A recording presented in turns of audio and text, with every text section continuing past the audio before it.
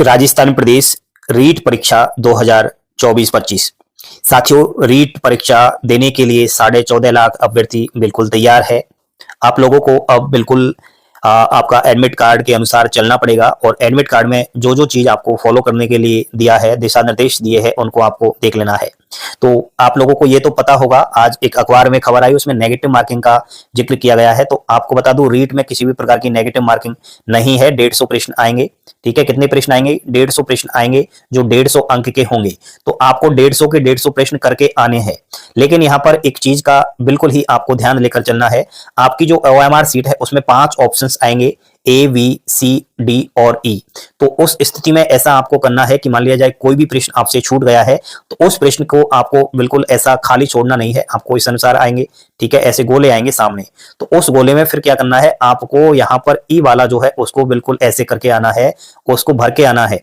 अगर आप गलती कर देते हो, मान लिया जाए आपने कोई प्रश्न का आंसर नहीं दिया है और ऐसे 10 प्रश्न आपके पास है जिनका आंसर आपने नहीं दिया, और आंसर नहीं देने के बाद भी अगर आपने ई ऑप्शंस को गोला नहीं भरा, तो इस कंडीशन में आपका जो है नुकसान होगा, आपको नेगेटिव मार्किंग से गुजरना होगा।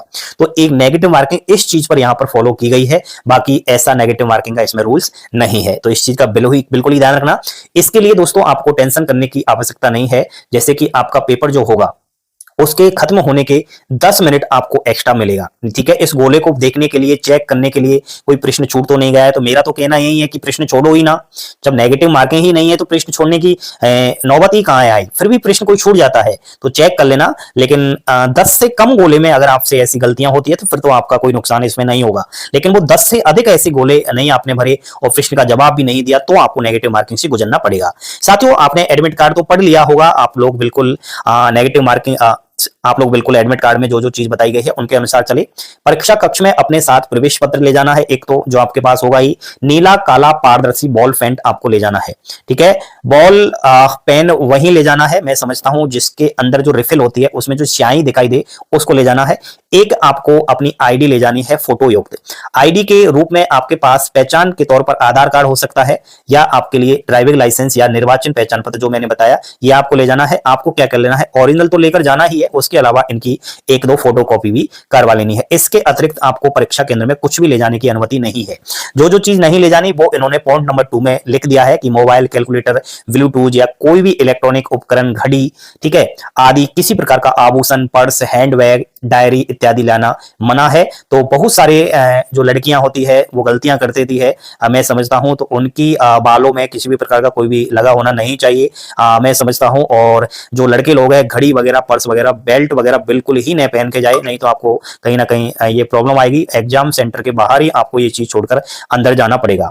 तो स्टूडेंट्स इस प्रकार की कोई भी सामग्री साथ लाता है और उसे अपने स्वयं की जिम्मेदारी पर परीक्षा केंद्र के बाहर रखना होगा। और दोस्तों फिर आपको क्या करना है, बाहर रखने पर आपको टेंशन होगा। आप अंदर पेपर देते होंगे और पेपर देते टाइम यही सोच रहे होंगे, यार मेरी बाहर जो घड़ी है मैं छोड़कर आ गया, उसको लेकर नहीं चला जाए, मेरा पर्स गुम ना हो जाए, मेरा मोबाइल ना छूट जाए। तो इस प्रकार की टेंशन ही लेने की नौबत ही ना आए। तो ये सारे के सारे चीजें आपको घर पर ही छोड़कर जाना है, सिंपल तरीके से जाना है। यहां पर दोस्तों 3rd नंबर पॉइंट को देख लीजिए। परीक्षा केंद्र पर परीक्षा प्रारंभ होने के 2 घंटा पूर्व आपको पहुंचना है, ताकि पुलिस द्वारा फिक्सिंग आदि समय से ली जा सके। इस बार फेस बायोमेट्रिक होगा, जांच होगी, तो आपको पहले ही 2 घंटे पहले पहुंचना है। 4थे नंबर पर आपको बोला गया है कि स्टूडेंट्स को परीक्षा समय से 1 घंटा पूर्व केंद्र में प्रवेश करना अनिवार्य है। यानी कि जो आपका पेपर जिस एग्जाम सेंटर पर है उसमें आपको अंदर ले लिया जाएगा 1 घंटा पहले ही। ठीक है, फिर वहीं आपकी अंदर जांचें होंगी। तो मान लिया जाए आपका जो है प्रातः पारी में है, सुबह की पारी में है, तो आपको 9 बजे पहुंच जाना है। आपका दोपहर की पारी में है, शाम की पारी में है, तो आपको 2 बजे पहुंच जाना है। ठीक है, 2 बजे के पश्चात परीक्षा केंद्र में जो है बिल्कुल ही आपको छूट नहीं मिलेगी। बहुत बार मैंने देखा है कि अखबारों में खबर आती है, सोशल मीडिया पर खबर आती है कि स्टूडेंट्स 1 मिनट लेट हो गया, 30 सेकंड लेट हो गया, तो वहां पर रोते हैं, फिर इधर उधर कांटेक्ट करने की कोशिश करते हैं। लेकिन देखिए दोस्तों, ये परीक्षा है, यहां पर चाहे आप प्रधानमंत्री के बच्चे भी क्यों ना हो, मुख्यमंत्री के बच्चे क्यों ना हो, चाहे आपकी कितनी भी बड़ी फौज का हो, आपको बिल्कुल भी छूट नहीं मिलती। यहां पर मैंने ये चीज देखी है। चाहे किसी भी विभाग का पेपर आप देने चले जाओ। फिफ्थ नंबर फोन पर आपको क्या बोला गया है, ध्यान से सुनिए कि परीक्षार्थी को किसी भी परिस्थिति में परीक्षा समाप्ति से पूर्व परीक्षा कक्ष छोड़ने की अनुमति नहीं है। तो आपको जो भी आपकी ओएमआर सीट है उसको जो वीक्षक होता है, जो परीक्षा लेने वाला होता है, उसको बिल्कुल संभला कर ही आपको बाहर आना है। और इस बार परीक्षार्थी प्रवेश पत्र की कार्यालय प्रति परवीक्षक के समय हस्ताक्षर स्व प्रमाणित पहचान पत्र की प्रति परवीक्षक को आवश्यक रूप से जमा करवाएं। परीक्षार्थी को प्रश्न पत्र ले जाने की अनुमति नहीं है। ये 7वें नंबर पॉइंट में साफ साफ आपसे बोल दिया है कि इस बार जो प्रश्न पत्र है, आपका जो पेपर है, उसको आप घर पर नहीं ला सकते, वहीं आपको छोड़ना पड़ेगा। केवल आपकी जो कार्बन कॉपी है, ओएमआर सीट की जो कार्बन कॉपी है, उसको ही आप लेकर आ सकते हो। ठीक है, यहां पर ड्रेस कोड भी निर्धारित किया गया है। 8 नंबर पॉइंट को ध्यान से पढ़कर जाना। आपको क्या करना है, हल्के कपड़े पहनने हैं, shirt, T shirt, kurta, kurti, बिना जेब वाली गर्म जर्सी। ठीक है, सर्दी अब वैसे भी ज्यादा नहीं है, लेकिन बहुत सारे अभ्यर्थी क्या है, ऐसे कपड़े पहनकर जाते हैं जिसमें जेब हो, इधर उधर जो है बटन वगैरह लगे हुए हो, ऐसे बिल्कुल भी नहीं पहन कर जाने। बिल्कुल आपको ड्रेस कोड अनिवार्य है। और पतले सोल की चप्पल पहनकर जाना, जूता वगैरह नहीं पहनकर जाना। सैंडल पहनना अनुमत होगा। ठीक है, सैंडल आप पहनकर जा सकते हो, लेकिन जूता नहीं पहन के जाना है। जूते में जो मोजे होते हैं उनको भी पहनकर नहीं जाना है। और वेशभूषा में किसी भी प्रकार के मेटल से बने चैन, बटन आदि का उपयोग अनुमत नहीं होगा। तो आपका जो जींस का पैंट है ना, मेरे ख्याल से उसको भी नहीं पहन के जाना।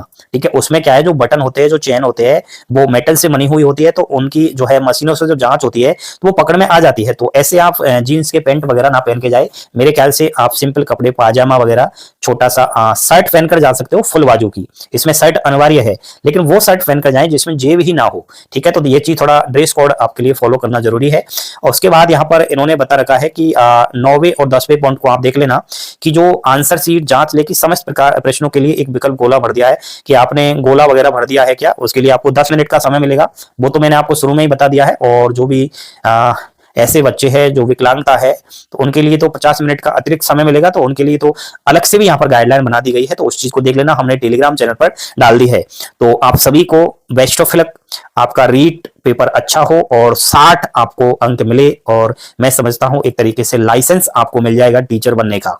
जब भी राजस्थान प्रदेश के अंदर 3rd grade teacher level 1, level 2 की वैकेंसी जाएगी, आप उसमें फॉर्म अप्लाई कर पाओगे। ये आजीवन आपका स्कोर कार्ड रहेगा। बिल्कुल इस बार आप अच्छा स्कोर बना लोगे रीट में, तो फिर से तो आपको रीट का पेपर देने की आवश्यकता नहीं है।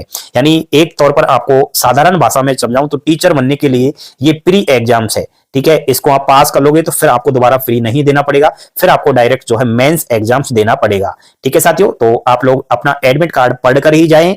और यहां पर यह भी एक सूचना है कि कुछ कैंडिडेट्स के एडमिट कार्ड में अपडेट निकला है, तो वो हमारे टेलीग्राम चैनल पर है।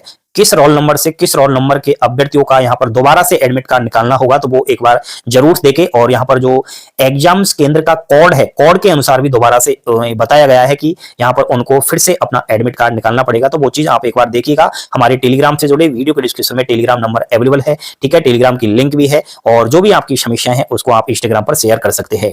ठीक है, थैंक यू, धन्यवाद। जय जय भारत, जय जय राजस्थान।